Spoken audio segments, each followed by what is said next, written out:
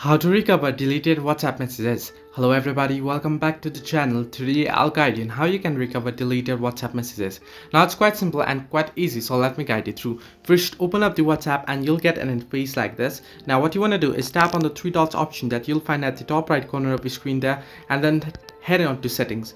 Once on settings, head into the fourth option called chats. Now the first thing what you want to do is enable chat backup. Simply tap on chat backup option here and make sure to enable your chat backup here. You can either choose here on which basis do you want to back up your Google Drive, either when you tap backup manually or weekly or monthly or never. I'll suggest you to set it on daily so that your chats can be backed up daily and you can recover it once even if you have deleted it. Now here, if you have enabled chat backup already and you want to recover deleted messages, what you want to do is head into the option chat history here that you can see at the bottom under chat. Simply head into chat history here, and what you want to do is tap on export chat. Simply tap on export chat and select the chat that you want to view the deleted messages from. Now suppose you deleted a message from certain person here and then you want to recover it. Simply tap on that person chat here, and then once you do it, what you want to do is tap on include media so that you can include all deleted